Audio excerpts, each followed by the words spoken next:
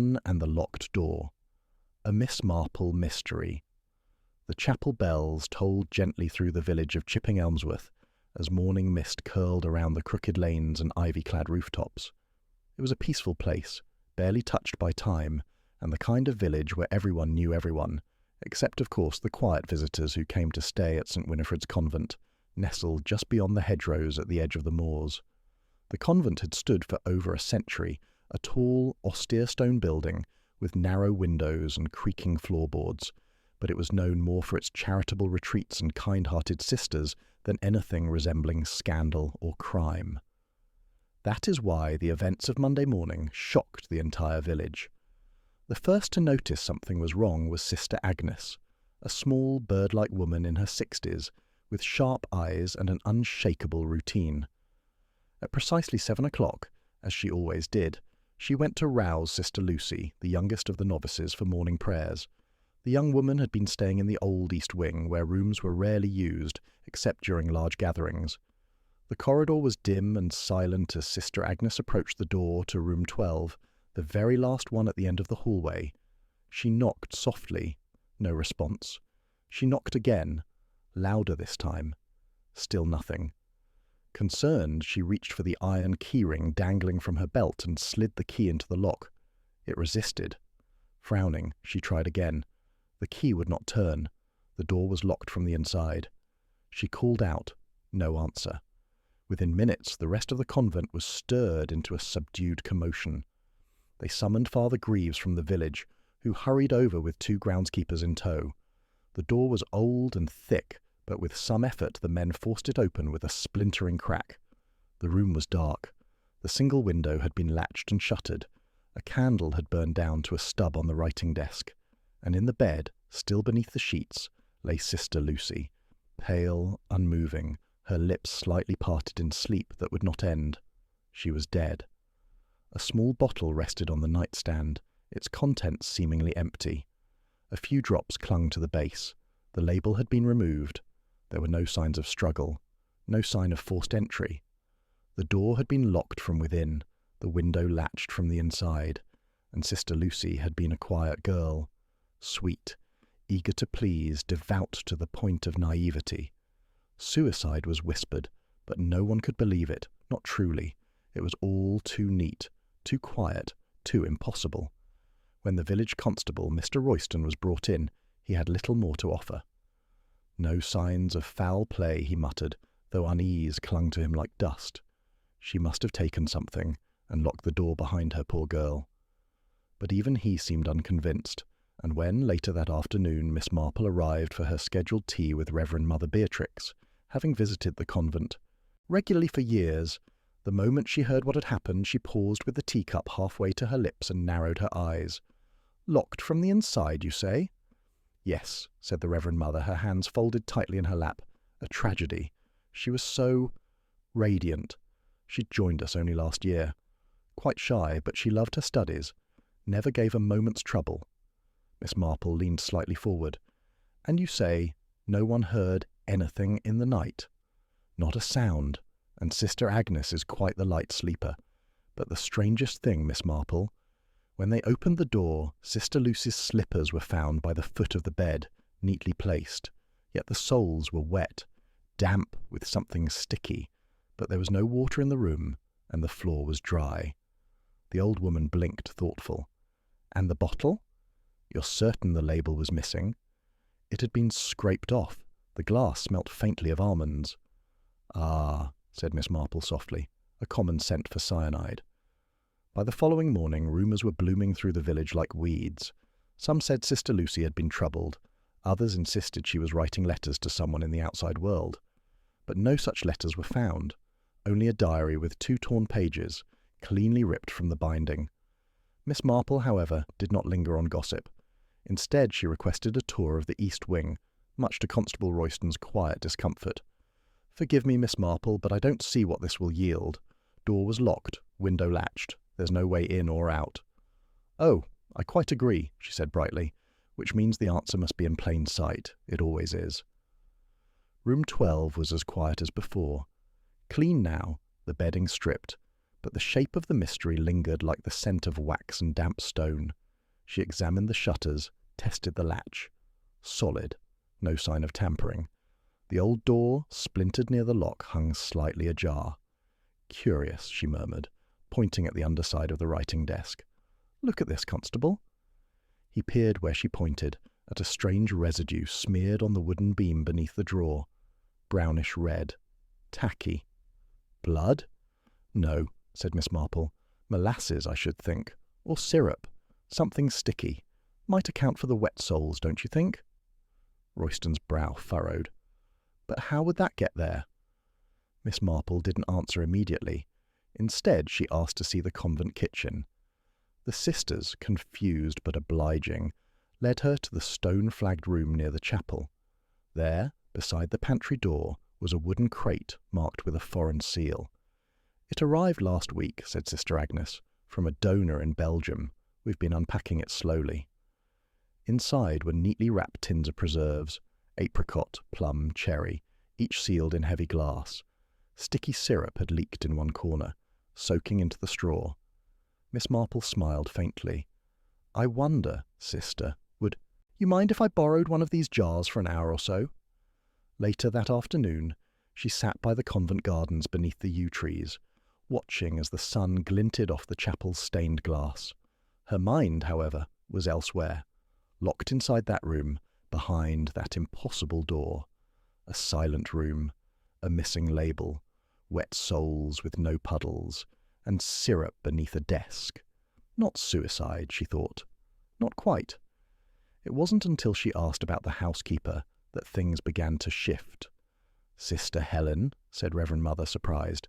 "She's been here nearly 20 years. Efficient, very proper. And she had access to the East Wing?" "She maintains the entire building." "Why do you ask?" Miss Marple's eyes glittered. "Because the key that locks from the inside may not have been the only one." A pause. Then quietly she added, "And I believe Sister Lucy may not have died in that room at all." That evening, Constable Royston, under Miss Marple's suggestion, returned to room 12 with 2 carpenters. At her insistence, they pried up the floorboard beneath the desk. There, nestled in the space below, was a small rubber tube, coiled and dried. The end bore traces of syrup. A faint smell of almonds lingered in the cavity beneath the floor. "She was poisoned somewhere else," Miss Marple explained softly. "Laid in bed to make it appear as though she died there. The syrup was used to mask the scent, perhaps even lure ants to confuse time of death. And the door was locked from inside with the aid of a string passed under the floorboards and through a drilled hole." "But why?" asked Royston, shaken. "Who would do such a thing?" Miss Marple's face was calm. Someone who thought she knew too much. Someone who didn't expect a sticky trail to betray them. And just like that, the impossible crime began to unravel. Miss Marple's discovery beneath the floorboard, crude as it was, had shifted the tenor of the convent from mournful confusion to quiet dread. The sisters walked the stone corridors as though waiting for something unspoken to rise from the shadows. For the first time in decades, prayers in the chapel were interrupted by furtive glances and anxious silence. The convent's peace had not only been disturbed, it had been violated. Constable Royston, to his credit, did not dismiss Miss Marple's suspicions. While her theory of deception, of death staged and engineered, felt fantastical at first, the presence of the rubber tubing, the scent of almonds, and the sticky residue could not be ignored. Yet for all the evidence there remained no clear culprit, no certain motive. It was Miss Marple, sitting quietly in the sun-dappled parlour with her knitting half-finished in her lap, who next requested a quiet word with Sister Helen, the housekeeper. The woman arrived promptly.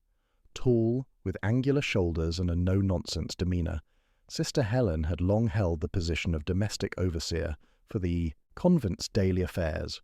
She spoke with precision, but there was a faint tremor in her hands, barely noticeable, except to someone who had spent a lifetime watching trembling hands sew and pour tea. "I understand you were responsible for the upkeep of the East Wing," Miss Marple began kindly, her voice the soft rustle of an old recipe card. "I am, yes," Sister Helen replied. "Cleaning, inventory, key management, Everything but maintenance work. That's left to the groundsman." "I see. Then you would have had access to room 12? "Of course, though we don't use those rooms often, only when the guest quarters are full." "And the night Sister Lucy passed, did you see her?" The housekeeper hesitated, then nodded. "She took her supper in her room, said she had a headache. That was around 7:30. I brought her tea." "And how did she seem?" "Quiet, polite, a little pale, I suppose." Miss Marple gave a delicate smile. "And the teacup? What of it? Was it returned?" Sister Helen blinked. "I washed it in the scullery after morning prayers. Why?" "Just curiosity," Miss Marple said airily. "I've always found the smallest domestic details often yield the clearest truths. Now, did you notice anything odd in the room?" "No," came the reply too quickly. "Nothing unusual." Miss Marple made no comment, but as the woman stood to leave, her sharp eyes drifted momentarily to the rosary hanging from Sister Helen's belt. A simple wooden piece, worn, ordinary, but there was something strange. The crucifix at the end bore a faint discoloration along one side, as if something sticky had dried and only half been cleaned. Later that afternoon, Miss Marple stood near the East Wing's rear entrance, examining the narrow service corridor used by the staff. She ran her hand along the uneven wall, her fingers brushing over an odd patch of fresh plasterwork just beside the skirting board. The repair was crude, done in haste. The faint trace of drilled stone still clung to the base. A hole, once there, now filled. By evening she'd spoken again to Constable Royston. "The hole was part of it," she explained gently. "A simple device, really. A thread looped from inside the room, passed through the floor to the corridor, drawn taut to lock the door, then pulled free and the hole patched. It's an old trick. I read of something quite similar in a crime report from 1912. Royston scrubbed a hand down his face. So, someone staged the scene to make it look like suicide. But why? What reason would someone have to kill that girl?"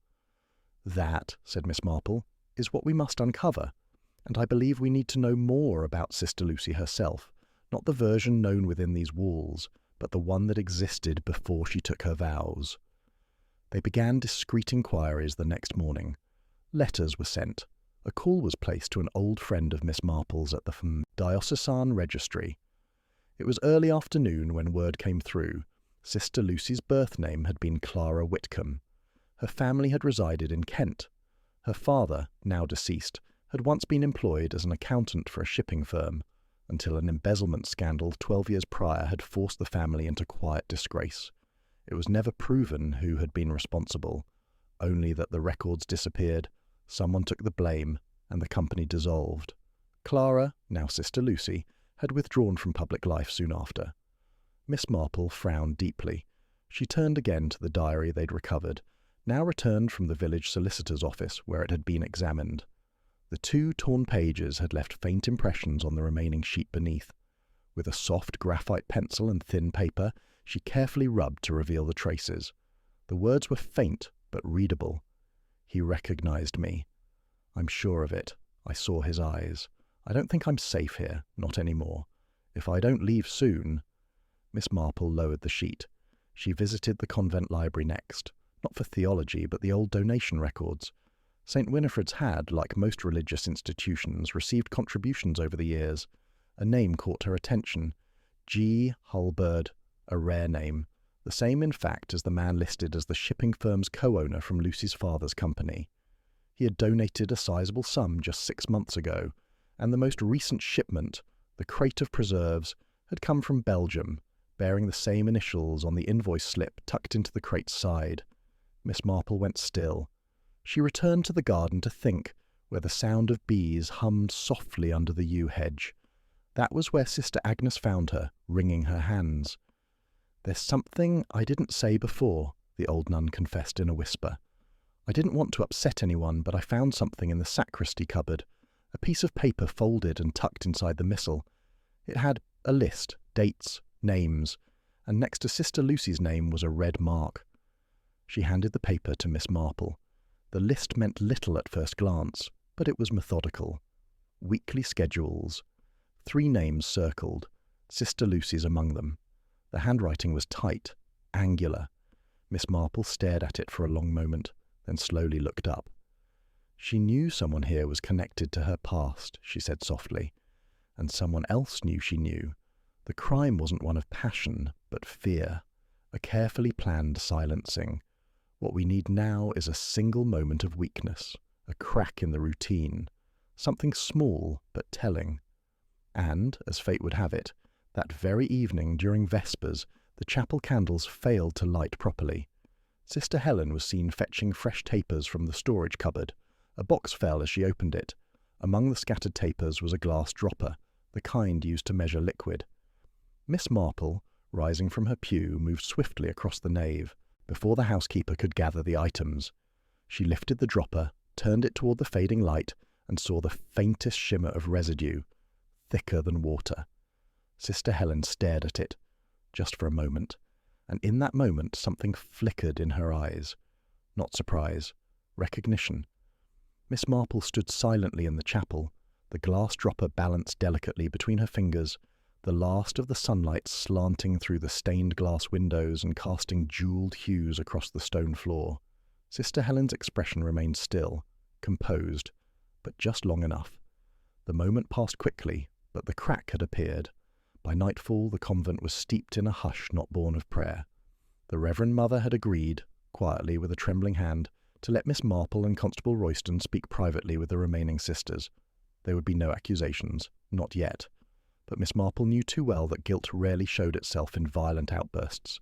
It revealed itself in discomfort, in glances too carefully measured, in the tension between words and silences. The questioning began after supper, in the convent's old study room.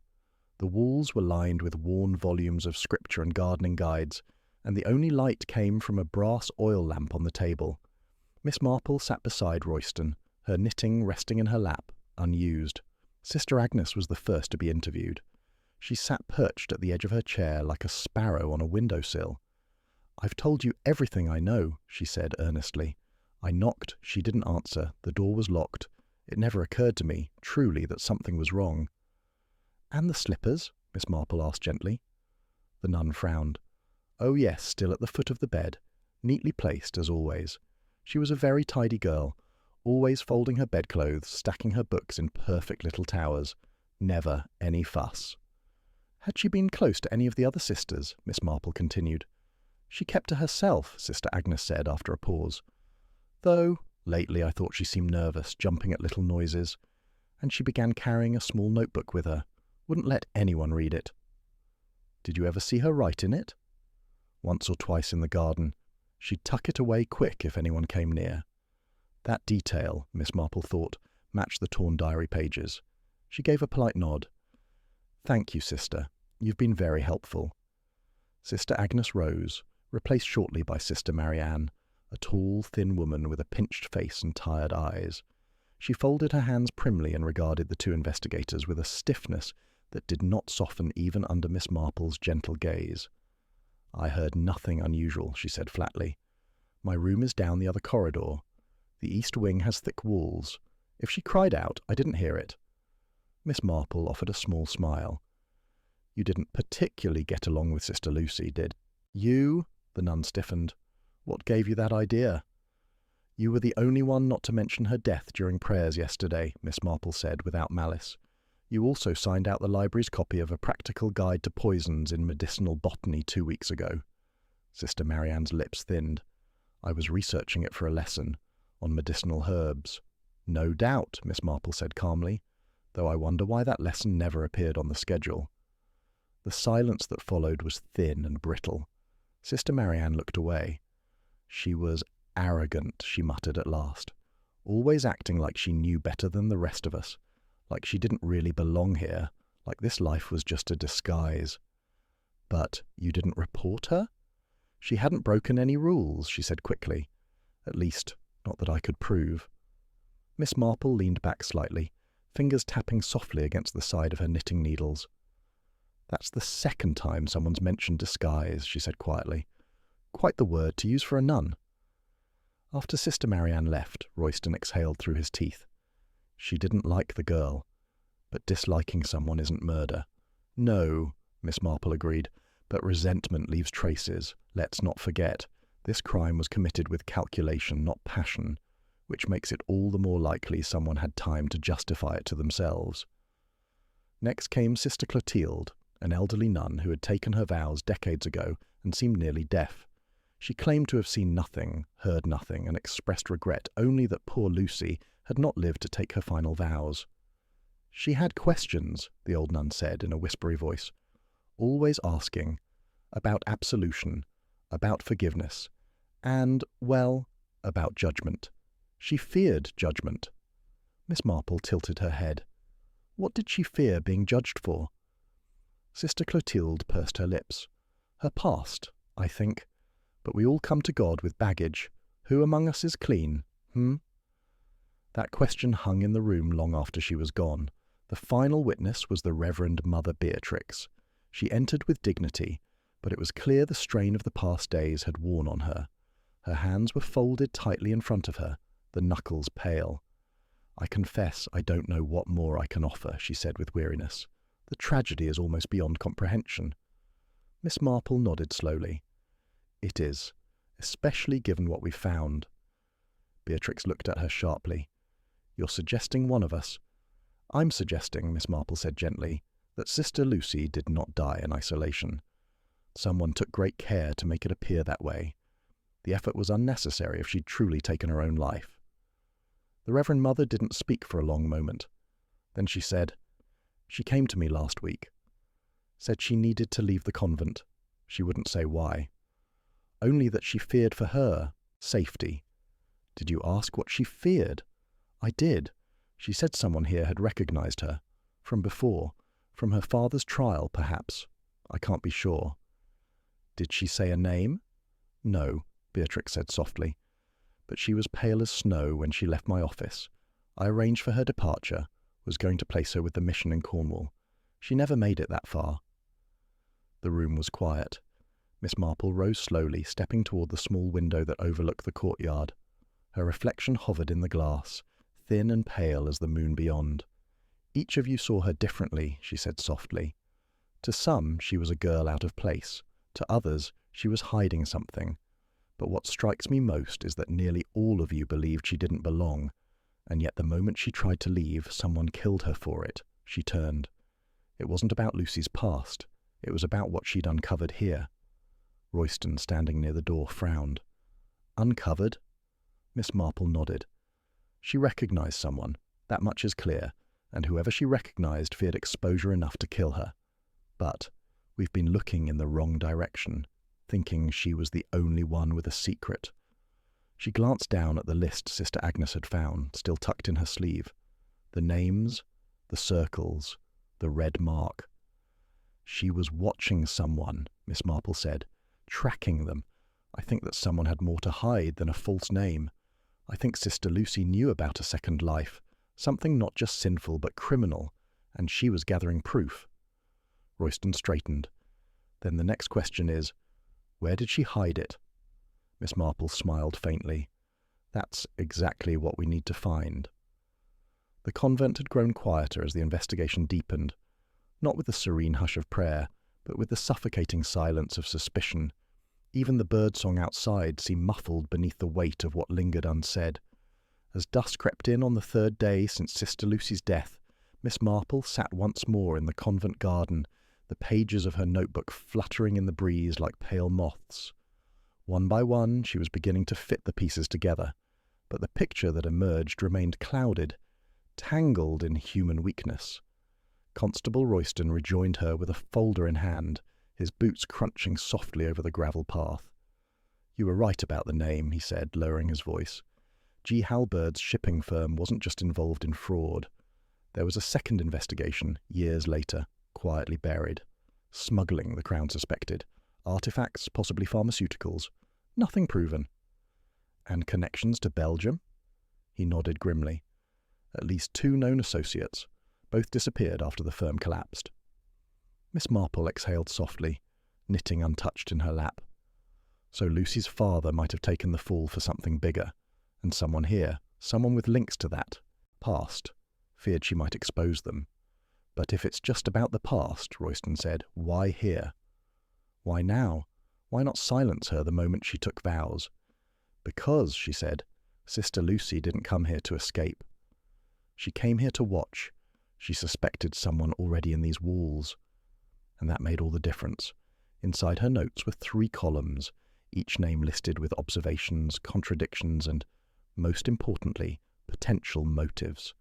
Sister Marianne, cold, distant, and openly disapproving of Lucy's presence. But her motive, if it existed, was emotional, resentment, jealousy, perhaps even envy masked as piety. Yet Miss Marple couldn't see Marianne orchestrating something so intricate. Her anger would have been swift and open, not methodical. Sister Agnes, kind, yes, but twitchy, nervous, always eager to please. She'd found the body. She'd spoken first of the locked door. Was that innocence? Or was it preemptive control of the narrative? And then Sister Helen, so precise, so composed. And yet, sticky residue on her rosary, a dropper hidden among candles, and a clear discomfort when Miss Marple had first mentioned the missing diary pages. There was something else, too, something she couldn't shake. The diary. Lucy had hidden something, some record of her suspicions, and now it was gone. Torn pages. But why not take the whole book? Why leave a trace at all, unless someone wanted it found, just not the right part? She returned to room 12 that evening, moving slowly through the corridor as the final bell rang. The sisters had all retired for the night. The room had been undisturbed since the police had finished their sweep, but Miss Marple's eyes were trained for subtleties, not surface. She moved to the writing desk, feeling beneath it again, but this time with the flat of her hand pressed along the underside until her fingers brushed a seam in the wood, a false panel. She pried it gently. A slim slip of paper slid free, folded 3 times. Written in neat, cramped script, "He carries the guilt like a cross." I saw it in his eyes. The way he flinched when I mentioned my father's name. He knows. He was there. The ink was smudged near the end. No name given, but the note had a tremor of urgency in the pen stroke, as if written in haste or fear. And something else struck Miss Marple, a single letter at the top corner, barely legible. B. Not a signature, but perhaps an initial. She turned it over, and suddenly her eyes sharpened. The reverse side had the faded impression of another note, half erased but not entirely gone. She held it to the lamplight. No choice. The funds are drying up. The convent can't... And then it ended. Money. It always came back to money. Even in sacred places, human desperation could twist motives beyond recognition. She returned to the Reverend Mother the next morning. "I believe," Miss Marple said gently, "that St. Winifred's is in financial difficulty." Beatrix's face remained composed. "We've had challenges. Fewer donations, fewer retreats. The world moves on. And I believe a certain donor, G. Halberd, has been generous." Beatrix's fingers tightened on her sleeve. "He offered support, yes, through intermediaries. I never questioned his past. It isn't our place. But someone here knew his history, someone who feared exposure, someone who would kill to protect that connection." There was a pause, heavy and taut. Then Beatrix whispered, "I thought it was behind us." Miss Marple gave a sad smile. "It never is." Later that day, Royston brought new information. Sister Helen had once been employed as a personal nurse, before she took vows, by a Mr. Halberd. The timeline matched. She had vanished from public record just after the firm's collapse. Royston slammed the report shut. She wasn't just connected, she was involved. Miss Marple nodded slowly. She came here not to repent, but to hide. But where does that leave Marianne? Or Agnes? Miss Marple's eyes twinkled faintly. That's where it becomes a maze. Every path leads somewhere plausible. Marianne may have envied Lucy's intelligence. Agnes may have stumbled upon something she wasn't meant to see. Even the Reverend Mother may have been willing to look the other way for the good of the order. And yet... She turned to the desk and pulled from her bag the note marked B. Only one had a connection strong enough to warrant murder, and the tools to carry it out so cleanly. That evening they brought Sister Helen to the study. She stood calmly, hands folded, but the veil of control had begun to fray. Miss Marple offered her the slip of paper. "Did you know Lucy had found this?" Helen glanced at it. Her face twitched, just slightly. She was a troubled girl. "She was an observant one," Miss Marple corrected. "She knew you from before, from the house on Redmere Lane, from your time as Mr. Halbert's nurse. He trusted you. You helped manage the medications." Helen's silence stretched thin. She came here not knowing, but she learned, bit by bit, and she confronted you, didn't she? A pause, then carefully, "She threatened to tell." Miss Marple nodded. "Because she believed in justice, even if it came too late." Helen's voice cracked, quiet and raw. "We built something here, something peaceful. I couldn't let it fall because of what happened 20 years ago." "So, you took her life," Royston said. Helen looked up at him, and for the first time her calmness collapsed. "No," she said hoarsely. "I only meant to frighten her. The poison wasn't meant to kill, just make her ill, long enough to convince her to leave." "But something went wrong," Miss Marple said quietly. "The dose, or her reaction. And by the time you realized—" Helen's shoulders sagged. She was already gone. There was nothing more to say. But as they led her from the room, Miss Marple turned to Royston. "There's still one thread left to follow." He looked at her. "What's that?" She held up the other note, the one about the convent's finances. "Because murder may have silenced Sister Lucy. But someone else wanted her gone too, and they may not have stopped with just one death." The next morning dawned unusually bright, as if the moors themselves were attempting to lift the lingering shadow from St. Winifred's.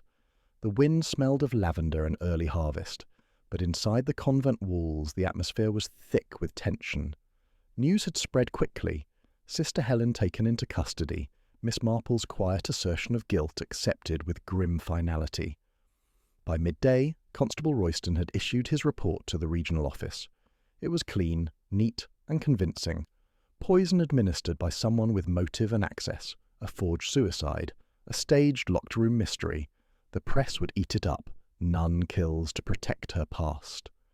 Miss Marple, however, remained uneasy. She sat again in the garden, this time alone, her shawl draped over her shoulders despite the warmth. Her notebook lay open beside her, its pages fluttering in the breeze. She hadn't written a word since Sister Helen's confession.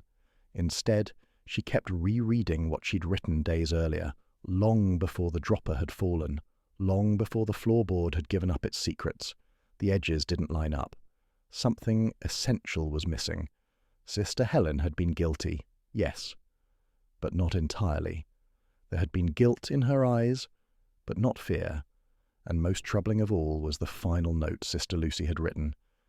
"He carries the guilt like a cross. Not she. He." Miss Marple had read enough misdirected cases in her time to recognize when a solution came too easily. Sister Helen had panicked, that much was clear. But she had not been the true architect. She had tried to frighten Sister Lucy, not kill her. Her confession, though real, was only part of the tapestry. And if Helen was trying to protect someone, consciously or not, then who? The answer, she believed, still lay within the convent. That evening, Constable Royston returned with the official paperwork. He looked satisfied, even relieved. "Reports filed. Helen will be transferred by week's end. I'll be heading back to Dorchester tomorrow." Miss Marple gave him a long, thoughtful look. "Do you truly believe it ends there?" Royston blinked. "You don't?" She didn't answer directly. Instead, she rose slowly and gestured toward the east wing. "I'd like to visit Sister Lucy's room one last time." Royston followed, frowning. The hallway was dim and quiet. Inside room 12, the bed had been stripped, the candles gone, but the shadows still lingered in the corners like whispers. Miss Marple walked directly to the desk. Not the drawer this time, but the ink blotter resting on the surface.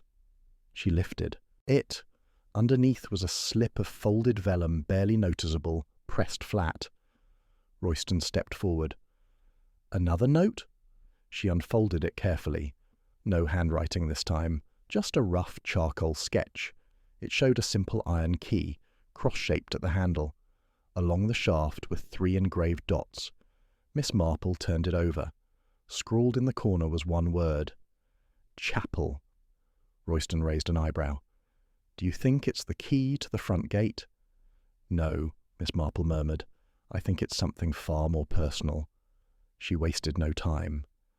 As the bell for Compline echoed faintly through the halls, she stepped into the chapel alone. The stained glass cast shifting reds and blues across the stone floor. The air smelled faintly of wax and old wood. She walked to the altar and knelt, not in prayer, but to inspect the side panel. Her hands ran along the stone moulding until they found the tiny groove, just barely visible. She pressed. With a faint click, a portion of the panel eased open. Inside, wrapped in oilcloth, lay a bundle of pages. She drew them out, heart steady. Sister Lucy's missing diary entries. Back in her room, Miss Marple read them by lamplight. The ink was hurried, fragmented, but the meaning was unmistakable. I was wrong. It wasn't Helen. She's protecting him. It's the new confessor, Brother Mathis. He recognized me, and I recognized him. His name wasn't Mathis when I was a child. He worked for my father's firm. He was always quiet, always watching. I didn't remember him until I saw the scar on his wrist. I think he's hiding something. He's been questioning me under the guise of spiritual care, asking about my father, about the records. He knows I found the letters. If something happens to me, it won't be an accident. Miss Marple set the pages down slowly. Her face, usually soft with age and kind routine, was carved now with a deeper gravity. Brother Mathis had arrived only 6 months ago, newly assigned from a monastery in Sussex, she recalled. Reserved, modest, a perfect addition, on paper. But she had spoken to him only once, and in that brief conversation he'd shown no signs of connection. That was the cleverest lie of all. By morning, the convent was abuzz with the news that the case had been solved. Reverend Mother Beatrix had begun making arrangements for Sister Helen's permanent removal. Even Sister Marianne seemed lighter, humming under her breath as she sorted hymnals. Only Miss Marple and Royston remained unconvinced, and Miss Marple notably had not slept. She found Brother Mathis in the chapel that afternoon, rearranging votive candles with quiet precision. "You work so diligently, brother," she said, stepping lightly beside him. He looked up, surprised. "Miss Marple, I trust the matter is resolved." "For now," she replied, "though I find it curious, don't you?" That Sister Lucy's final written word named not a she, but a he. Mathis hesitated. Perhaps a slip of the pen. Indeed. Her tone sharpened ever so slightly. But the scar on your wrist, how did you come by it? His face froze. She didn't wait for a reply. Sister Lucy remembered you from her childhood, from her father's trial. You worked under Halberd, didn't you? An accounts clerk. You disappeared just before the records vanished. His expression changed, not denial, not fear. Something closer to fury barely masked behind the eyes. "She was digging," he said finally, "turning over stones best left buried. You came here under a new name to bury your past, but she found you, and when Helen's bungled attempt gave you the opportunity—" "You think I poisoned her," he cut in. Calm again, too calm. "I wasn't near the East Wing that night." "No," Miss Marple said quietly. "You gave Helen the means to do it, fed her just enough fear to act. You knew she'd panic. You knew she'd make a mistake." He looked away. "She was going to bring it all down," he whispered. "My name, my life, everything I built." "You built it on silence," she said, "on the hope no one would remember." He turned toward her then, eyes suddenly sharp. "And yet here you are." Miss Marple stood her ground. "The Lord sees all things, brother, even in the dark." But in that moment, she realized the most chilling truth. He hadn't struck yet. The real danger wasn't over. It had only just begun. Brother Mathis didn't linger in the chapel after Miss Marple's quiet accusation. He excused himself with a respectful nod, offering no denial, no outrage, only a mask of calm civility that disturbed her more than any protest would have. As he slipped away into the quiet stone corridor, the finality of his footsteps sent a ripple of unease through her chest. She watched the door long after it had closed, then turned slowly, her hands tightening on her shawl. She found Constable Royston in the convent office, going over Sister Helen's transfer papers. He looked up as she entered, reading her expression instantly. "He didn't deny it?" he asked. "No," Miss Marple said softly. "Worse, he wasn't even surprised." Royston frowned. "We've already filed the report. If Mathis is truly behind this, we'll need something ironclad. No one's going to take a nun's panicked half-confession and a girl's diary over a signed statement and a public arrest." Miss Marple nodded. "Then we must find the connection he's buried. Something real, something undeniable. Because he's planning something, Mark. He didn't silence Lucy just to stay hidden. He's protecting something larger. And he knows we're closing in." Royston sat back, thinking. "You said he worked for Lucy's father?" "Yes. He vanished when the firm collapsed, just before the records disappeared. And Lucy found that scar. She remembered him by it, which means he was more than a clerk," Royston said. "He was involved in whatever was being covered up." "Precisely," she said. "And I believe he's not the only one who knew." She opened her notebook again, flipping to a list of names she'd jotted down early in the investigation. Hal Bird, Lucy Whitcomb's father, Sister Helen, and now Mathis. But there was still one thread she hadn't pulled hard enough. The donations. The strange influx of funds to the convent from Belgium, from accounts tied to Halbert's old firm. Royston leaned in. "We should revisit the financial records." They did. It took the better part of the afternoon to sift through the donation logs with the Reverend Mother's reluctant blessing. The logs stretched back over 20 years, catalogued by hand in brittle ledgers. Most were small contributions, parishioners, old benefactors, the occasional anonymous donor. But then came a cluster of larger sums, recurring every 6 months like clockwork. The name listed was always the same, C. Redford. Miss Marple frowned. "That's not Halbert's name." Royston blinked. "Number? But that name's familiar." He stood suddenly, moving to the Reverend Mother's office, where a stack of personnel files from the past decade had been stored during the recent audit. Royston flipped through them quickly, pulling one free. His eyes widened. "Got him." He handed the file to Miss Marple. She opened it and read the name. Brother Conrad Redford, a visiting cleric from the continent who'd stayed at the convent 3 years prior to assist with translating archival documents for a religious history project, only here for 2 weeks. In his file was a reference letter, signed by a senior brother from the monastery in Sussex, one brother Mathis Keene. Miss Marple's eyes narrowed.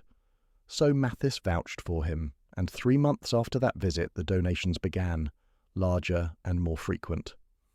"They've been laundering it," Royston said. "Through the church." Miss Marple nodded. "And Lucy found out. That's why Mathis feared her. She wasn't just a threat to his past. She was a threat to the entire network." Royston's mouth tightened. "We have to move. Now." But Miss Marple held up a hand. "Wait, there's one thing still bothering me." She turned the reference letter over. On the back, in faded pencil, was a scribbled set of initials, M.W. And with that, everything fell into place. She reached for her handbag and pulled out Sister Lucy's diary again, flipping to the very first entry. There, in the top margin, Lucy had written a note to herself, something Miss Marple had overlooked at first, believing it a scrap of verse or a devotional line. "Seek the weight of the sin, not the sinner's robe. M.W." It wasn't a proverb. It was a name. Miss Marple turned to Royston, her voice sharper now. "We've been wrong. Mathis isn't the top of the ladder. He's the arm, the hand that acted.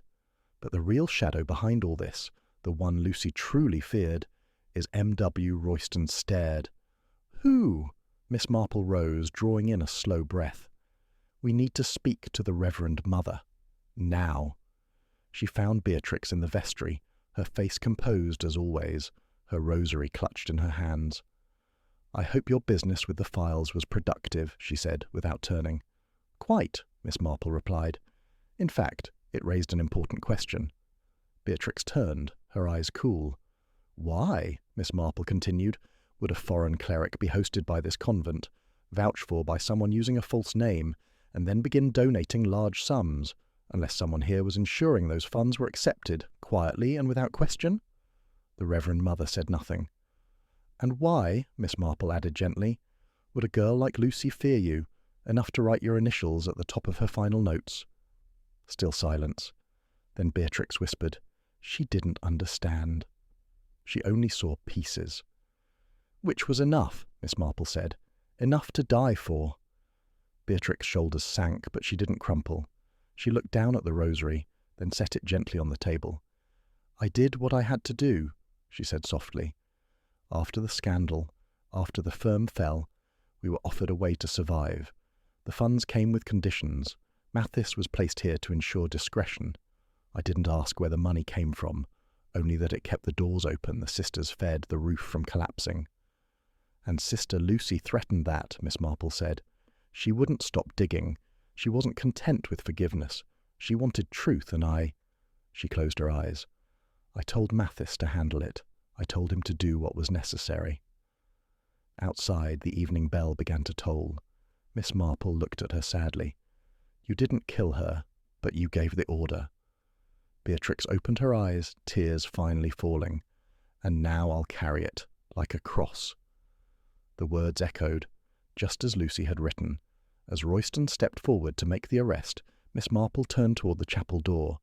Outside, twilight spilled across the convent grounds, long shadows stretching over the grass. In the end, it wasn't just one person. It never was. It was fear, complicity, silence. And in the silence, the past had returned, not as memory, but as consequence. Even after the Reverend Mother's quiet confession, something gnawed at Miss Marple's sense of closure. The truth had risen like silt from the bottom of a still pond, murky and thick with decay. And yet, it didn't settle. The surface refused to clear. Mathis had been the hand, Beatrix the conscience behind it, but it was all too neat now, too symmetrical, as if the darkest parts had rearranged themselves into something almost believable. But Miss Marple knew deception never stayed symmetrical for long. It always bulged somewhere, under pressure.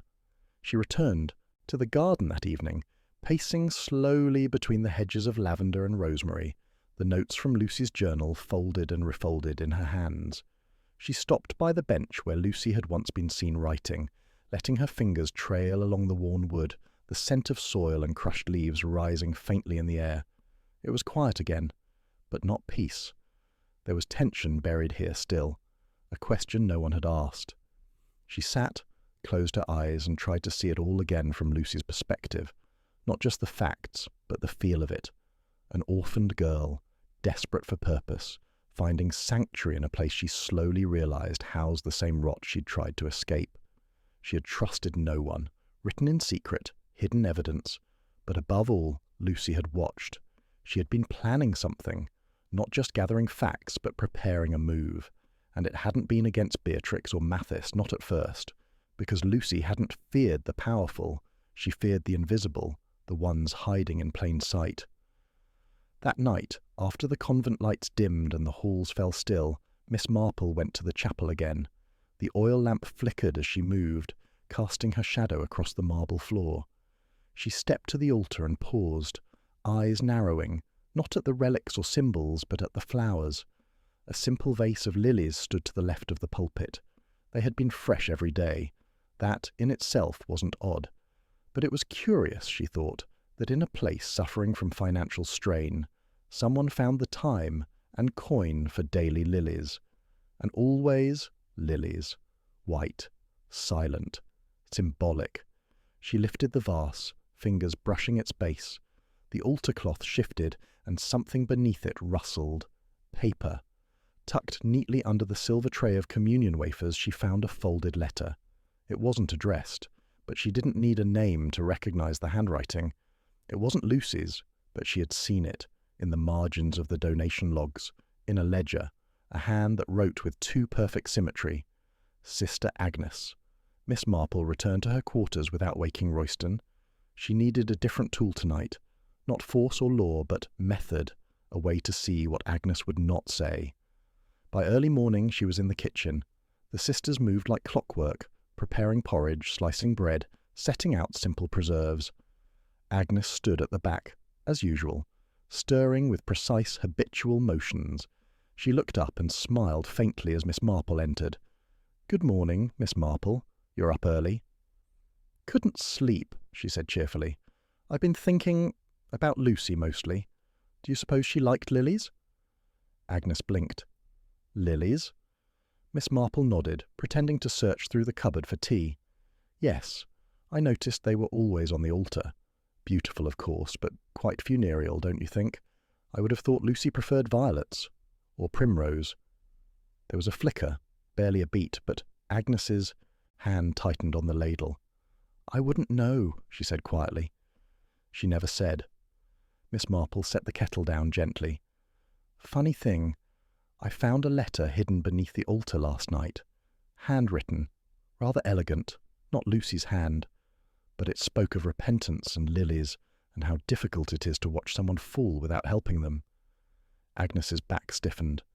"I'm sure I don't know what you mean," Miss Marple smiled gently. "No, of course not. But it made me think. Lucy had two fears, didn't she? The one who wanted to silence her and the one who tried to save her." Agnes didn't answer. She merely stared down into the steaming pot, her face pale. Miss Marple took a breath and stepped closer. She confided in someone. She must have. Someone she trusted, just enough. She left clues in her writing, but she was waiting for a sign, a test, perhaps, to see whether the person she suspected had the courage to speak. Agnes's eyes flicked toward her, then quickly away. Miss Marple laid a folded paper on the counter. Not the original letter, but a carefully handwritten copy. "I left this by the altar last night. A little experiment." Agnes said nothing. "It's not real, of course," Miss Marple continued, her voice softening. "But if someone were to return and retrieve it this morning, under the impression they'd left it there the night before, well, that would tell me quite a bit." The silence stretched. Then Agnes whispered, "She said she had something that would change everything, that someone had lied for years, and she had proof." Miss Marple waited. "She asked me to hold something for her, not a letter, a book, a tiny one, bound in red leather. She made me swear not to open it, said it wasn't safe yet."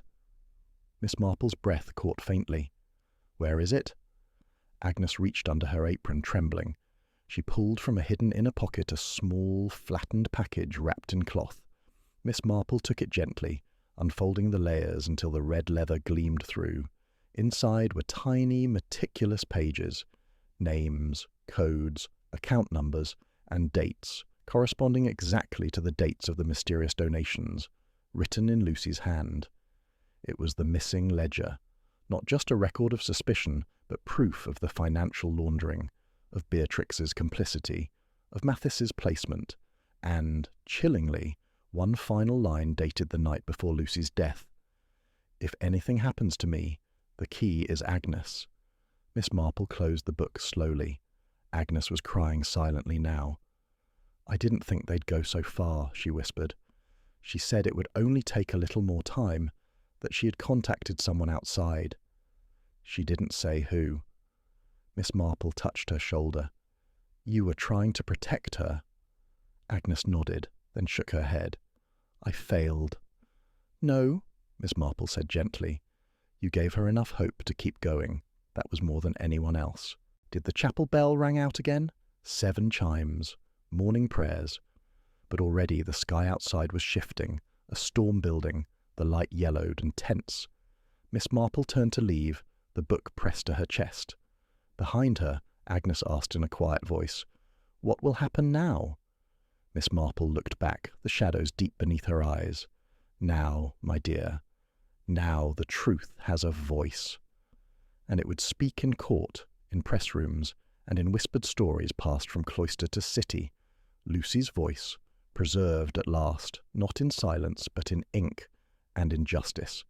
The wind turned sharp by mid-afternoon, gusting through the convent grounds with an unsettled energy that made the hedgerows hiss and the chapel doors groan faintly on their hinges.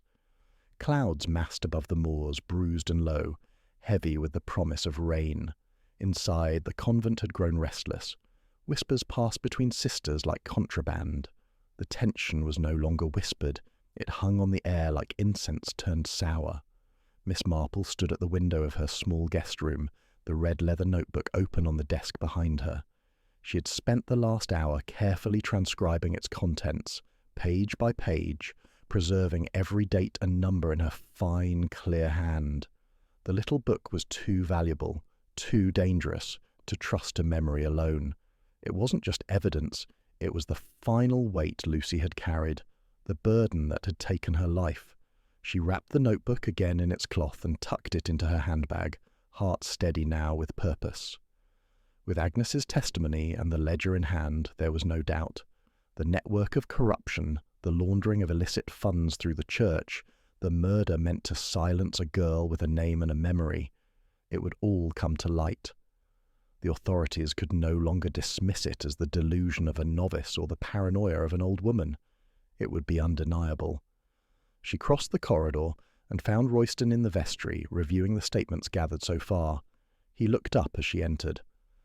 "I've finished the copy," she said. "The original needs to go straight to Dorchester. I want it logged and sealed before anyone has a chance to—" A loud crash from the hall outside made them both freeze. Not thunder. Something close. Human. Royston reached the door first and pulled it open. Down the corridor a figure was retreating quickly around the corner, black robes whipping behind them. "Sister?" Royston called, but the figure didn't stop. Miss Marple's heart dropped. She turned back into the vestry. The desk was open. Her handbag gaped wide. The cloth was gone. She ran forward, pouring through the contents, but it was futile. The red ledger had vanished. Royston returned seconds later, breathless. Gone. Whoever it was knew the halls too well. Miss Marple stood perfectly still, her expression blank for one terrifying moment. Then her voice, low and iron-sure. They knew exactly what they were looking, for Royston locked down the convent within the hour. No one in or out. He and 2 local constables combed the grounds while Miss Marple went room to room checking with the sisters under the guise of concern. But it was a performance now, one she was painfully aware of. Someone here was not afraid of discovery anymore. They had made their move. Agnes was the last she checked. The young nun sat quietly in the infirmary, folding linens. Her hands trembled as Miss Marple entered. I didn't tell anyone," she said immediately. "I swear. I kept it hidden, as you said." Miss Marple sat beside her. "I believe you. But now they'll destroy it, won't they?" Miss Marple didn't answer right away. She thought of the way the cloth had been lifted from her bag with surgical precision. Not torn, not rummaged. Someone had come prepared. And not for the first time she wondered if the convent had truly ever been a sanctuary, or just a haven for secrets in cleaner robes. Royston found her again just before vespers, his face drawn and pale. The gardens, behind the stone wall near the cemetery. There was a fire. She closed her eyes briefly. "We found the cloth," he said. "Burned to ash. Just enough paper left to confirm the handwriting matched Lucy's diary, but the rest—" She exhaled, slow and sharp. "They took the teeth out of it." "Whoever did this," Royston muttered, "knew what they were doing, waited until you lowered your guard, struck fast." "Because they were watching," she said. "They've been watching since Lucy first put pen to paper." They stood in silence for a moment. Royston finally asked, "What do we do now?" "We do what Lucy did," Miss Marple replied. "We pay attention, and we plan that evening at supper." Miss Marple noticed a change in the air, not just among the sisters, but among those in power. Reverend Mother Beatrix had resumed her usual seat at the head table, her posture composed but her eyes slightly shadowed, and across from her sat Brother Mattis, speaking in low tones to Sister Marianne. It was strange, she thought, how quickly everything was returning to normal, or rather, the illusion of it. As she watched, Beatrix turned to meet her gaze. There was no guilt in the woman's expression, only the steely calm of someone who had made her decision long ago and accepted the cost. It was not anger that rose in Miss Marple's chest, but something colder, something far more dangerous to those who believed in hidden fires. She stood and crossed the room, approaching Beatrix with quiet steps. The table conversation quieted as she arrived. "I wonder," Miss Marple said mildly, If I might ask one small favour." Beatrix blinked. "Of course. I'd like to hold a final prayer in the chapel this evening, for Sister Lucy. A proper one, with everyone present. I think she would have liked that." Beatrix hesitated. "Of course," she said again. "That would be appropriate." Miss Marple inclined her head and walked away. But that night, it wasn't a prayer she came to offer. It was a test. The sisters gathered slowly, some with candles, others murmuring hymns under their breath. Miss Marple stood at the front near the pulpit. She gave no sermon. She simply opened a small bundle and placed something on the altar. A second red book, identical in size, shape, and wear to the one stolen. A forgery, meticulously prepared in the hour since the original was destroyed, just convincing enough to lure the guilty forward. She watched the room with still eyes. Beatrix stood near the rear, unmoving. Mathis was closer, near the right aisle, shifting ever so slightly in his stance. Agnes knelt at the front, her face pale but resolute. Others filled the pews like silent witnesses to a trial none of them fully understood. And then, as the final hymn faded and the candles began to flicker, it happened. Mathis moved. Not much, just a step forward. Then another. His eyes never left the book. Miss Marple turned to him gently. "Shall I pass it to you?" He froze. The room had gone silent again. His lips parted. A flicker of something, fear, recognition, disbelief, flashed across his face. But then the voice that came wasn't his. "It won't help." It was Beatrix. She stepped forward slowly, her voice low, her words for Miss Marple alone. "You're clever, but the storm is already past." Miss Marple smiled faintly. "I've always believed the storm never ends, Reverend Mother. It only waits." And somewhere outside, the wind howled across the moors again, not cleansing, but warning. Something had been lost, yes, but something else had been revealed. The enemy now moved in the open, and the war Sister Lucy had died fighting had only just begun. The storm that had hovered for days finally broke just before midnight. Rain hammered the slate roofs of St. Winifred's, sluicing down the chapel's stained glass windows like tears over painted saints. The stone cloisters echoed with the staccato of running water and distant thunder. Inside, the convent was dark and tense, every candle snuffed out, every hallway hushed as though the entire building were holding its breath. Miss Marple lay fully clothed atop the narrow bed in her room, eyes open, listening. She hadn't slept since the book was stolen. Not really. The hours had been spent reviewing, testing her thoughts, laying mental traps. Not for those who had already confessed, but for the one who had not. Because someone was still pulling strings, and the fire in the garden had only burned the proof, not the hand that struck the match. She had expected movement tonight. The fake ledger on the altar had been a lure, but she hadn't expected Beatrix to speak first.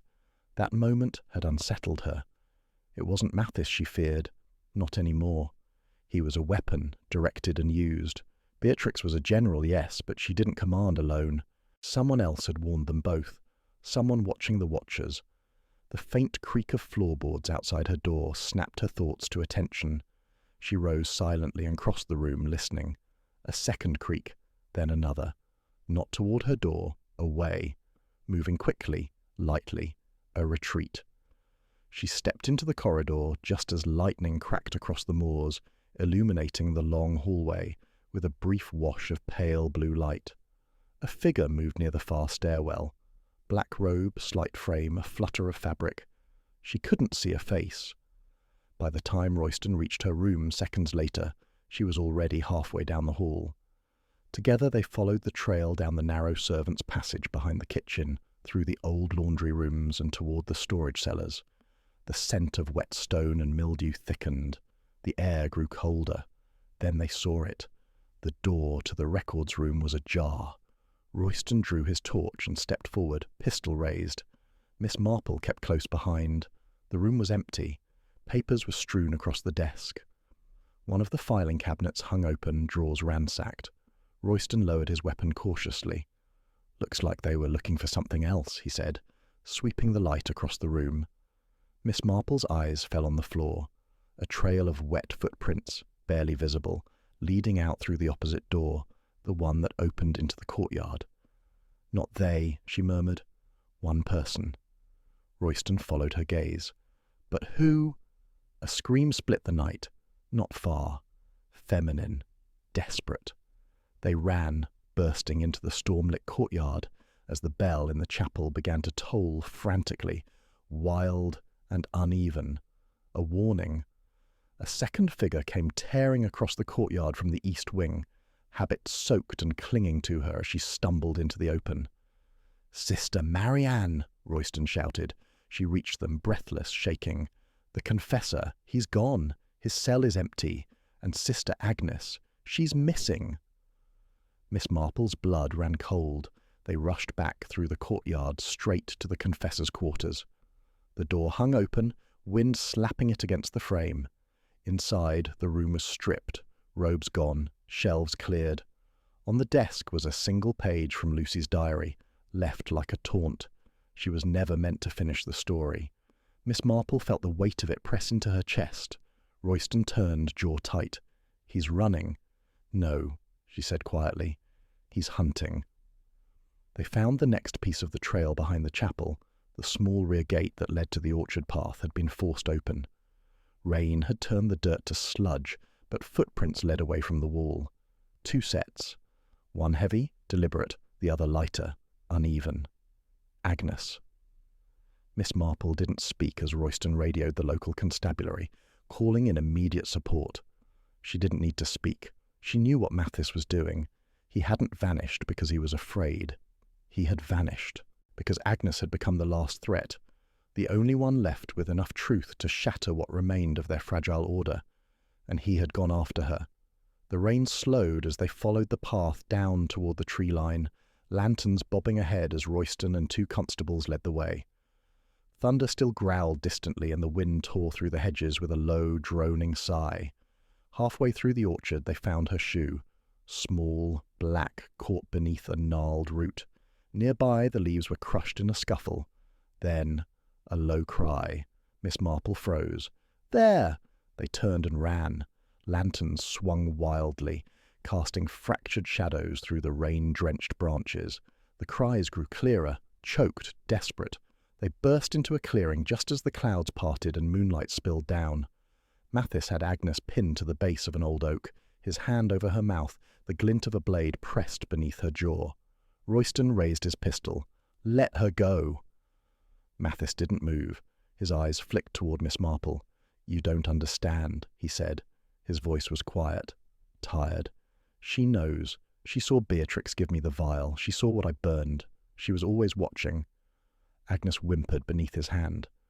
"I told her not to read it," he continued, voice almost dazed. "I warned her. I didn't want to do this. I never wanted to do any of it, but I was chosen. We were saving this place." Miss Marple stepped forward, her voice like calm iron. "By killing a girl? By silencing truth?" "You wouldn't understand," he repeated. "You've never had to protect something holy." Royston's voice was level now. "Let her go. You're not going to make it out of this orchard." Mathis looked at him, then back to Agnes, eyes wild, desperate. Then he blinked. Agnes had stopped trembling, because her hand, slow and steady, had reached for the silver crucifix at her neck and drawn the chain forward. Miss Marple realized just in time what was happening. "Now!" she shouted. Agnes shoved forward with all her weight, the crucifix jabbing into Mathis's throat. He staggered back, just enough. Royston fired once. Mathis collapsed into the mud, the blade skittering from his fingers. Agnes scrambled back, sobbing. Royston rushed to secure the scene, and the constables moved in, cuffing the man's limp arms as blood pooled from his shoulder. Miss Marple knelt beside Agnes, wrapping her in her shawl. "It's over," she whispered. But even as she said it, her eyes turned to Mathis. He was unconscious, but not dead, and in that there was something bitter.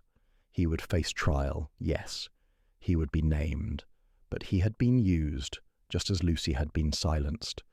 Beatrix's role remained hidden, protected, shielded behind veils of tradition, doctrine, and plausible ignorance. Miss Marple knew now that justice, if it came, would be fractured, but Agnes had lived. That was the first true victory. The storm passed by dawn. The sun rose. over St. Winifred's, with a dull, exhausted glow, and Miss Marple, seated by the window once again, knew that this story had not ended in triumph, only in survival.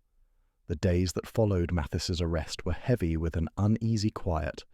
The convent seemed to hold its breath, the sisters moving through their duties like shadows, their eyes downcast or cast furtively toward the windows where the moors stretched grey and endless.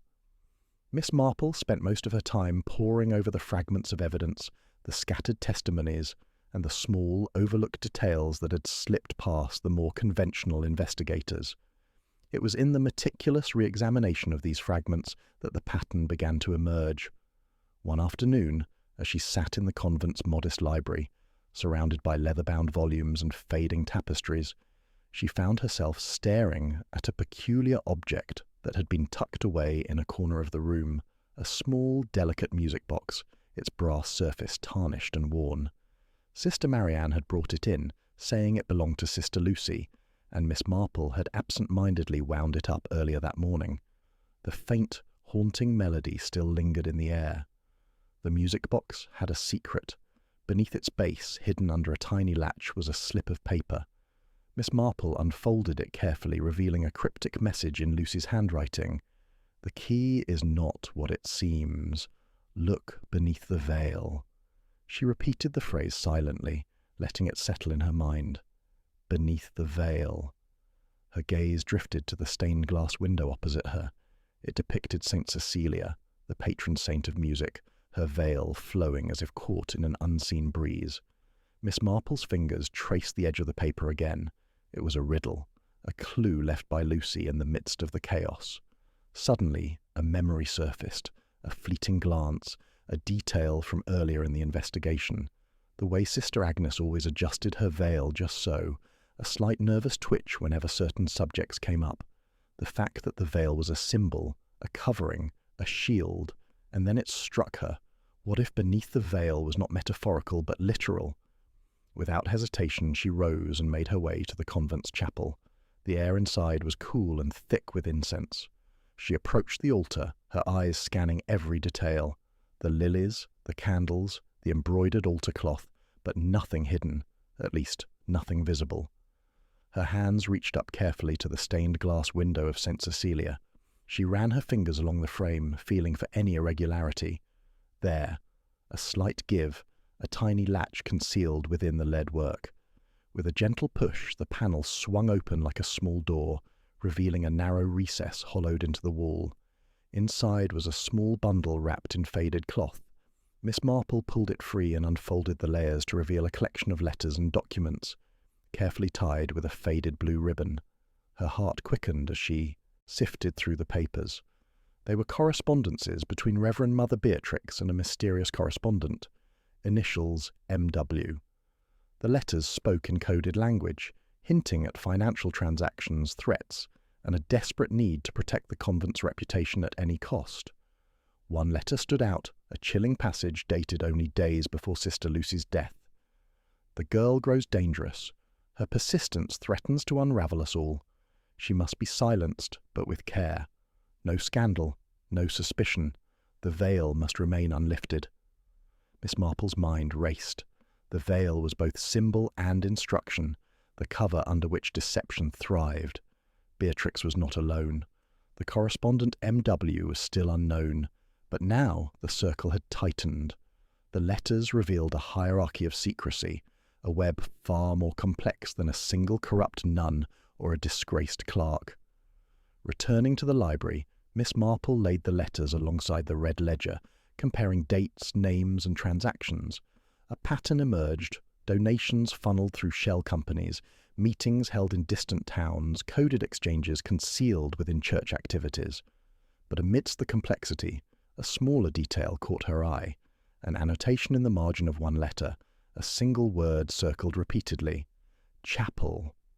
She returned to the chapel once more, eyes narrowing on the wooden pews.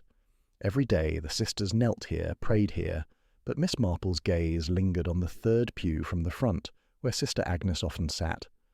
Beneath the pew, concealed under a loose floorboard, she found a tiny iron key, corroded by time but still solid. The key matched the small lock she had glimpsed in the chapel's sacristy, a door that had remained sealed since the investigation began. Unlocking it revealed a cramped chamber filled with forgotten records, ledgers and documents long thought lost.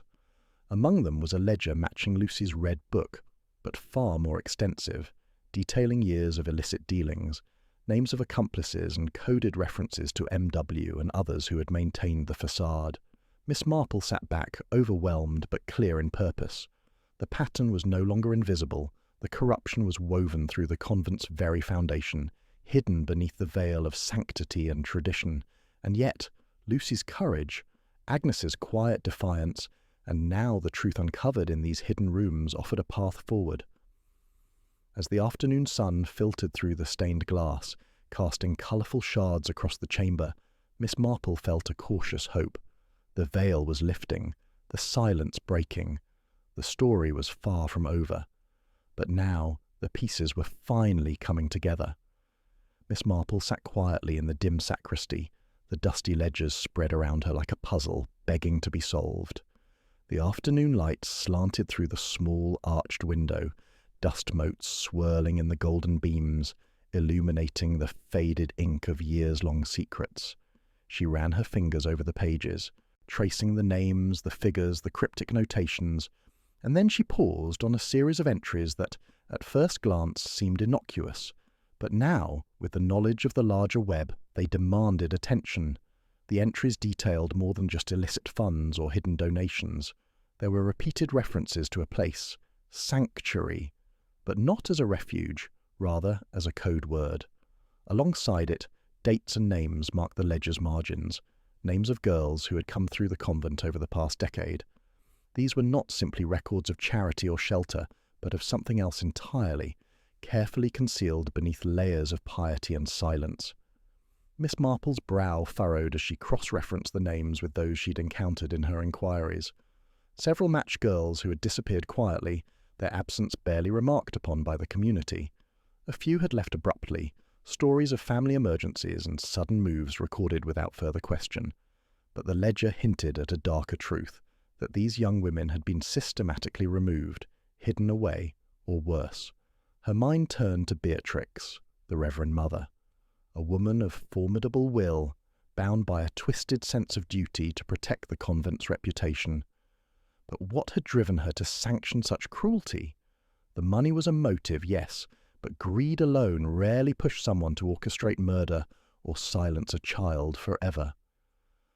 Miss Marple pulled the letters between Beatrix and the mysterious M.W. back onto the table. The coded language, the veiled threats. They painted a picture of desperation and fear. Then a phrase caught her eye, repeated in a series of letters. The purity of the house must be preserved at any cost. Purity, a word laden with meaning in a place like this. Not just moral or spiritual purity, but a rigid, unyielding standard. One that had to be protected even through darkness and death. She recalled the early accounts of Sister Lucy's behaviour, how she had challenged not just financial corruption, but questioned the convent's unspoken rules, the strict hierarchies, the hidden punishments, the silencing of those who did not conform. Lucy had been a thorn, but more than that, a threat to a worldview that saw control and order as sanctity itself. The true motive unfolded in Miss Marple's mind like a slow revelation. This was not merely a crime of finance or power, but of ideology, a fanaticism cloaked in habit and prayer, willing to sacrifice innocent lives to maintain an illusion of perfection. The convent's leaders, Beatrix included, had built a fortress of silence, wielding fear and tradition to justify atrocities. But why Mathis? Why had he, a man seemingly caught in their thrall, acted with such violent resolve? She reread his statement from the orchard, the way he'd spoken of being chosen and saving the place. His trembling confession made more sense now. He was not a mastermind, but a pawn, a believer, who had convinced himself that the end justified the means. And the vial, the poison that had killed Lucy, was not just a weapon, but a sacrament in twisted hands, a means of cleansing impurity. Miss Marple's eyes scanned the ledger once more, lingering on a final notation, nearly illegible from age. a cryptic phrase beside Beatrix's signature. The legacy must endure. The legacy, a doctrine passed down through generations hardened into dogma, a secret society within the convent, guarding not just its wealth but its warped mission to enforce silence and sacrifice for the so-called greater good. The picture was chillingly clear now. She closed the ledger and leaned back, heart heavy but steady. The crime was not one of passion or greed alone. It was of belief, a conviction so deeply ingrained that those who upheld it could justify any evil as divine will. And that was what made it so dangerous. The villain's psychology was a fortress built on fear, indoctrination, and the cold calculus of sacrifice. They had seen Lucy's defiance not as courage, but as blasphemy. Her death was a necessary purge to maintain their vision of purity. Miss Marple understood now that exposing this truth would require more than evidence. It demanded unravelling years of silence and challenging beliefs held sacred. The trial ahead would be as much a battle of hearts and minds as one of law and justice. She stood and gathered the papers, her resolve firm. The veil had been lifted, revealing the darkness beneath, and now it was time to bring that darkness into the light. The evening air was thick with an unspoken tension as Miss Marple stepped quietly through the dim corridors of St. Winifred's. The convent, with its heavy stone walls and flickering candlelight, felt like a cage closing in on its darkest secrets. She moved with the deliberate calm of someone who had pieced together a labyrinth of truths that others still struggled to see. Tonight, the veil would be torn apart and the shadow beneath it exposed. Royston was waiting for her in the chapel, his face taut but resolute. They had planned this carefully, knowing the moment of reckoning had come. The final piece was the gathering of those most deeply entwined in the web, the Reverend Mother Beatrix, Sister Marianne, and the others who had danced on the edges of suspicion. As the heavy oak doors of the chapel closed behind them, the soft murmur of the sisters' prayers drifted into silence. The stained glass windows caught the flicker of candlelight, casting kaleidoscopic hues that seemed to pulse with the weight of the moment. Miss Marple stood before the altar, eyes steady as she addressed the small group assembled. "We have walked through lies and shadows together, and now the truth awaits in the light." Her voice was gentle, yet carried an unyielding edge. Beatrix's expression was unreadable, composed but guarded, her hands clasped tightly before her. Sister Marianne's eyes darted nervously while Agnes sat quietly, her youthful face pale but unwavering. Miss Marple produced the recovered ledger and the bundle of letters, placing them reverently on the altar. These speak of things long hidden, of fear used as a weapon and silence enforced through cruelty. The room shifted, tension tightening like a wire. "Reverend Mother," Miss Marple continued, "your role in this cannot be ignored. Your correspondence with M.W. reveals knowledge of and complicity in actions that led to Sister Lucy's death. Will you deny this?" Beatrix's eyes flickered, and for a moment her calm cracked. "I sought only to protect the convent," she said, voice trembling slightly. "The world outside is harsh and unforgiving. We preserve what is holy here, at any cost." "But at what cost?" Miss Marple asked softly. "A child's life? Innocent girls lost? The very sanctity you claim to guard, stained by secrets and lies." Beatrix's gaze dropped. "You do not understand. You cannot. The purity of the house, our legacy, must be preserved." Miss Marple nodded slowly.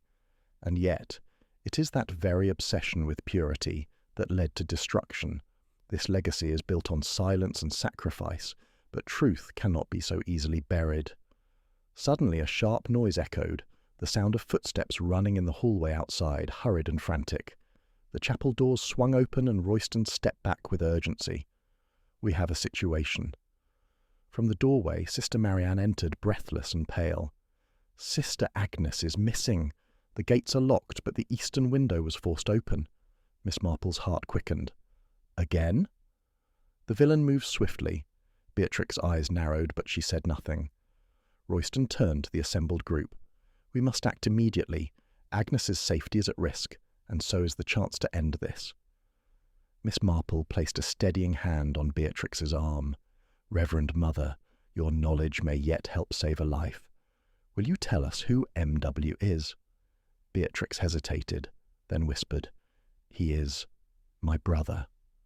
Michael Wainwright, a man who believes the convent must remain untouched by the outside world." A ripple passed through the group. Miss Marple absorbed the revelation. Michael Wainwright, a shadowy figure lurking behind the scenes, wielding influence through fear and secrecy. "We must find him before he does more harm," Miss Marple said firmly. Royston nodded. "I will organise a search party. Miss Marple, if you can think of where he might be—" Miss Marple's eyes fixed on the stained glass window again, the image of St. Cecilia veiled but resolute. "The orchard," she said quietly. "He knows the paths. He will try to escape through the moors." They moved swiftly through the convent, gathering lanterns and weapons from the keepers. The night air was cold and biting as they pushed through the orchard, the moon slicing through clouds in a silver blade of light. A rustle ahead, then a flash of movement. Royston raised his voice. "Stop! Police!" But the figure bolted deeper into the thickets. Miss Marple's mind raced. The man was desperate but cornered. Suddenly he emerged into the clearing, a tall, imposing figure, face set in grim determination. Michael Wainwright. His eyes met Miss Marple's with cold fire. "You do not understand what you meddle in," he said. "This convent is a sanctuary from a corrupt world. I will not let you destroy it." Miss Marple stepped forward, unflinching. "Sanctuary does not come from lies and bloodshed. You have sacrificed innocence for control. It ends tonight." Wainwright's gaze flickered, a brief crack in the armour. "Think of Sister Lucy," Miss Marple pressed. "Her courage, her truth. You lost your way, but it is not too late." For a moment the man faltered, the weight of his choices pressing upon him. Then, with a sudden anguished roar, he lunged toward the shadows, desperation turning to violence. Royston intercepted him, a struggle unfolding in the damp grass beneath the moonlight. Miss Marple stood silently, watching as the man was subdued, the fight draining from his limbs. The storm had passed, but the reckoning was here. As Wainwright was led away in chains, Miss Marple felt a quiet peace settle over the moors. The veil had been lifted, the darkness exposed, and the long night of secrets finally ended. But in the stillness she knew the scars would remain, not just in stone and wood, but in the hearts of those who had survived. And yet, in that survival lay hope. The convent, broken but honest, could begin to heal. As dawn painted the moors in pale gold and lavender, a fragile calm settled over St. Winifred's. The arrests of Mathis and Michael Wainwright seemed to close the long dark chapter that had consumed the convent and its inhabitants. Sister Agnes was safe, Sister Lucy's memory honoured, and the twisted network of deceit unveiled. Yet, as Miss Marple sat quietly in the convent's parlour, the soft rustle of pages beneath her fingers and the faint aroma of drying lavender in the air could not dispel a lingering unease. The pieces had fit too neatly together, the villain brought to light, the motive clear, the danger seemingly contained. But something tugged at her mind, a subtle dissonance beneath the chorus of confession and repentance. The ledger's pages, the letters, the forced entries, they had all spoken of Michael Wainwright's control, Beatrix's fanatic protection, Mathis's brutal enforcement. But what of the smaller details, the whispers so faint they barely registered, the questions unanswered, the contradictions buried beneath layers of confession? Miss Marple's thoughts returned to Sister Marianne. Throughout the investigation, Marianne had been a figure of nervous compliance, often shadowed by fear and uncertainty. Yet, when the storm of revelations had broken, she had been, strangely reticent, almost reluctant to fully implicate Reverend Mother Beatrix or to name others. There was a hesitation in her eyes, a shadow of something unsaid. Curiosity compelled Miss Marple to seek her out. She found Sister Marianne in the garden cloister, tending the late bloomers with trembling hands. The early light caressed the delicate petals, but her face was pale, drawn. "Sister Marianne," Miss Marple began gently, "may I speak with you?" The nun nodded, setting aside her pruning shears, and followed her to a quiet bench beneath the ancient yew. "There is one thing that puzzles me," Miss Marple said carefully. "You witnessed much during these troubling times, yet some moments seem clouded. Are you sure you've told me everything?" Marianne's breath caught. I have tried, Miss Marple, but some things are too terrible to speak aloud." Miss Marple leaned forward. "Sometimes the smallest detail can illuminate the darkest truth. Please, trust me." After a long pause, Marianne's eyes filled with tears. It was not just the Reverend Mother or Michael Wainwright. There was another, someone above them, who influenced decisions from the shadows. Miss Marple's heart quickened. Who was this person? Marianne swallowed hard. The Abbess Emerita, Sister Helena. She retired years ago, but maintained a presence here. She was the keeper of the convent's legacy, the true guardian of its secrets. Many feared her. She was said to be a woman of prayer, but also of cold judgment. Miss Marple recalled hearing whispered rumours of Sister Helena's stern demeanour and sudden disappearance not long before Sister Lucy arrived. But no one had linked her to the recent horrors. Why did she remain hidden? Miss Marple asked softly. Because her influence was feared more than her presence. Decisions were made in her name, letters signed under her authority even when she was absent. She was the true mastermind behind preserving the purity of the house. The revelation settled between them like a stone. Miss Marple's mind raced. If Sister Helena had been pulling the strings, it explained the seamless coordination between Reverend Mother Beatrix and Michael Wainwright. It explained the meticulous planning, the depth of the cover-ups, and why some evidence seemed deliberately planted or manipulated. "But where is she now?" Miss Marple pressed. Marianne's voice lowered to a whisper. "No one knows. Some say she left the convent years ago quietly, but others believe she still walks these halls in secret." The possibility chilled Miss Marple. Determined, she returned to the convent's archives, scouring through dusty records and faded letters. Her persistence was rewarded when she discovered a series of coded correspondences bearing Sister Helena's signature or cipher, hidden within seemingly innocuous devotional texts. One letter stood out, a recent missive dated just weeks before the chaos erupted. In it, Sister Helena admonished Beatrix and Michael for losing control, warning that the house's salvation lies in absolute obedience, and hinting at a final decisive act to restore order. Miss Marple realized then that the apparent conclusion was far from final. The true architect of the tragedy was still at large, orchestrating from the shadows, waiting for the right moment to strike again. Armed with this knowledge, Miss Marple convened a meeting with Royston and the remaining trustworthy sisters. They devised a plan to draw Sister Helena out of hiding, to confront her with the weight of her deeds, and to prevent further suffering. That night, with candles flickering and the convent wrapped in a shroud of fog, Miss Marple waited in the chapel. She spoke aloud, invoking the history and honour of Saint Winifred's, calling upon the spirit of truth to break the final silence. From the shadows emerged a figure, aged but imposing, eyes sharp and unyielding, Sister Helena herself.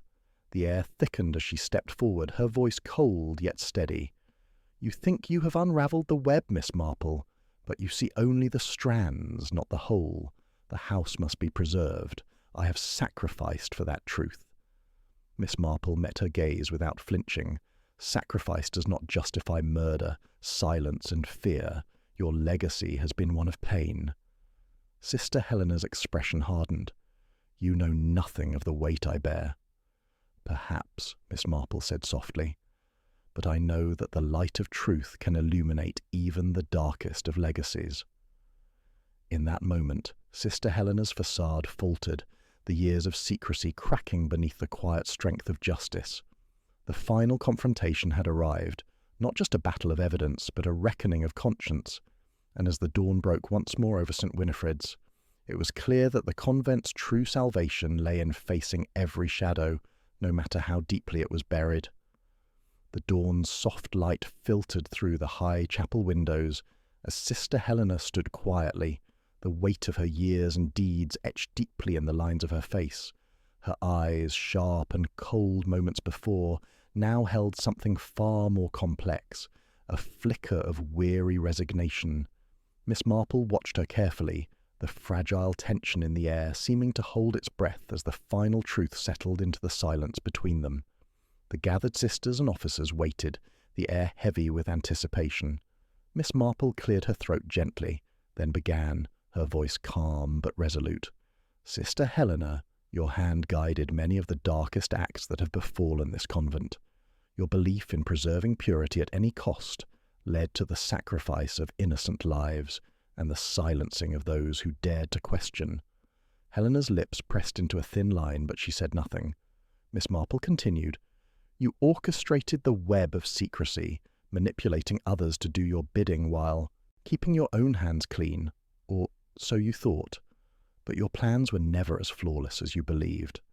She stepped forward and laid a bundle of documents on the altar, the flickering candlelight illuminating the worn edges. "These letters and ledgers prove more than your involvement. They expose the cracks in your control." Turning to the officers, Miss Marple explained, "The forged entries in the financial records, the carefully planted evidence meant to mislead, the timing of certain disappearances, all orchestrated to maintain the facade." She looked back at Helena, whose gaze darkened. "But there is more, a subtle clue you overlooked, something no one else noticed." A faint smile touched Miss Marple's lips. The music box. It was not simply a token of Sister Lucy's childhood, but a signal. The note hidden beneath, the phrase "beneath the veil," it was a call for help, yes, but also a deliberate misdirection. It drew attention to the visible shadows while you moved unseen. Gasps rippled through the room. Helena's composure cracked for a moment as Miss Marple recounted how Sister Lucy had pieced together the truth, how the music box was her silent rebellion against the darkness cloaking the convent. Then Miss Marple revealed what she had long suspected. Helena's greatest mistake was underestimating the power of small acts of courage, of quiet defiance. You believed control was absolute, but you failed to reckon with the human spirit's refusal to be broken. Helena's shoulders slumped, the veneer of authority dissolving. "You think you have won, but the house's legacy cannot be so easily undone." Just then a sudden commotion erupted at the convent's entrance. A shadowy figure slipped through the doorway, a flash of movement that caught even Miss Marple off guard. Before anyone could react, Sister Helena seized the moment and bolted, slipping past the stunned congregation and out into the misty dawn. Royston shouted, "After her!" But the fog swallowed her figure, leaving only the echo of footsteps fading into the distance. Miss Marple stood quietly, watching the empty doorway. The convent was safe, the conspiracies exposed, yet the true architect of so much suffering had vanished like a ghost. Justice delayed, perhaps denied. Turning back to the anxious faces, she spoke softly. "This is not the ending we hoped for, but it is not the end. We have shattered the silence and torn away the veil. Sister Helena's flight only proves the strength of her conviction and the fear she still holds." She paused, eyes scanning the room. The clues she left behind, the documents, the confessions, they will guide those who seek her, and in time, justice will follow. Royston nodded grimly.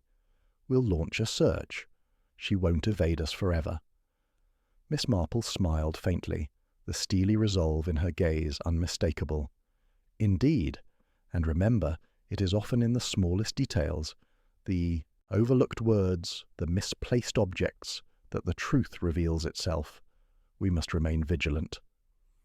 As the convent stirred to life, the sisters gathered in whispered conversation, the shadow of their ordeal still lingering, but now illuminated by hope and the promise of reckoning.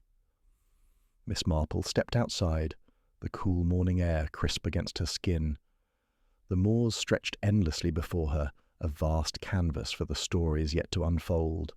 The mystery was far from over, but the veil had been lifted, and with it a fragile light began to break through the darkness. The mist had thinned by mid-morning, casting a pale, dreamlike light over the grounds of St. Winifred's. The convent stood quieter now, not peaceful exactly, but changed. Something deep and ancient had been disturbed, unburied, and while justice had yet to fully seal its grip around the final figure in the shadows, the truth had been spoken aloud. The silence that once ruled these halls had been broken by a voice that refused to be silenced. First Lucy's, then Miss Marple's. Packing her satchel in the guest cell, Miss Marple moved slowly, her mind still sifting through the events like a knitter untangling threads. She had handed the last of the letters and evidence to Royston, who had promised to oversee a wide-ranging search for Sister Helena. There was little more to be done here, at least for now, and yet something tugged at her thoughts. She paused, eyes narrowing slightly as she glanced toward the far corner of the room.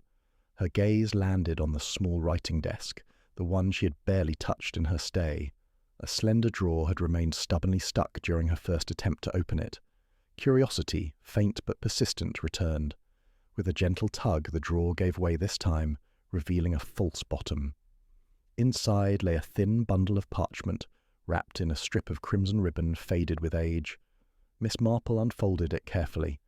A page torn from a book, handwritten annotations covering both margins.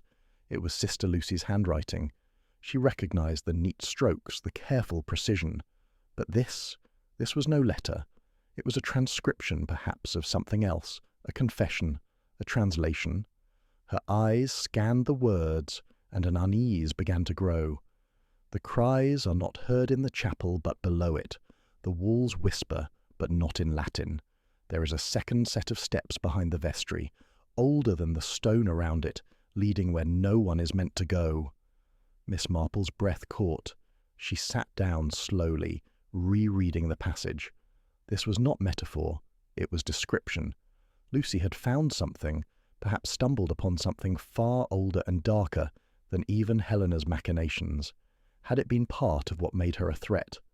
The old maps of the convent grounds flashed in Miss Marple's mind. The ones Sister Agnes had shown her, centuries old. She recalled how the eastern side had once held a crypt before being sealed off during the Reformation. There had been mentions of catacombs, lost chambers buried beneath later construction. She rose at once, the parchment in hand, and made her way back to the chapel. It was empty now, the light fractured through the stained glass windows, casting shifting hues across the worn flagstones. Her steps were silent, measured. Behind the altar, to the right of the old vestry, was a door that hadn't drawn her attention before.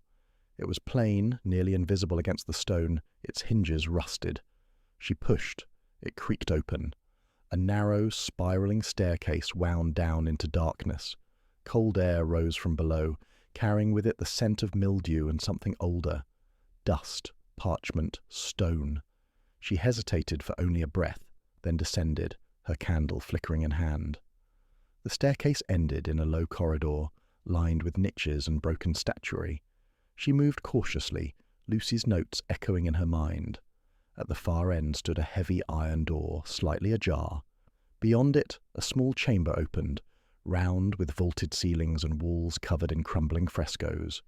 And there, in the centre, stood a stone plinth. Upon it rested an old book, chained to the pedestal with iron links. Miss Marple approached, lips pressed in a tight line. The book bore the mark of the Order, Saint, Winifred's sigil, but its pages were darker in tone. The script was harsh, rigid, a language she did not immediately recognize. There were annotations in the margins, some in Latin, others in English, names, dates, codes, and on the final page, a crest, not of St. Winifred's, but of a different order, one she had encountered once before, long ago, on a case in southern France, a heretical splinter group, long thought to be extinct. She stared at the book, the chain, the sealed room. This was no ordinary library. It was a reliquary of forbidden knowledge. Had Helena known? Had Beatrix? Was this what they were truly protecting all along? Not purity, but secrecy. Not doctrine, but power. Miss Marple replaced the parchment in her satchel and slowly turned to leave. Back on the surface, the sun had risen fully. The convent's garden stirred with life. Sisters moved quietly between duties. The world was resuming its shape. Royston approached as she emerged from the chapel steps, noting the candle soot on her fingers. "You're leaving?" Miss Marple smiled faintly. "Yes, I believe I've stayed long enough." He looked at her for a moment, as if sensing something just beyond his grasp. Was there something else? She tilted her head, eyes glinting. "Only that every ending is also a beginning. We've uncovered the crime, yes, but I suspect the convent story goes far deeper than we imagined." He raised a brow. "Do I need to be worried?" "Perhaps," she said mildly, "but I've left you the clues. And besides, it wouldn't be much of a mystery if I spoiled everything, would it?" As she walked toward the waiting car, the wind picked up across the moors, brushing her coat. With a whisper like pages turning, the convent behind her stood silent once more. But now, she knew, silence didn't mean peace. There were secrets buried still, and mysteries, always, waiting just beyond the next door.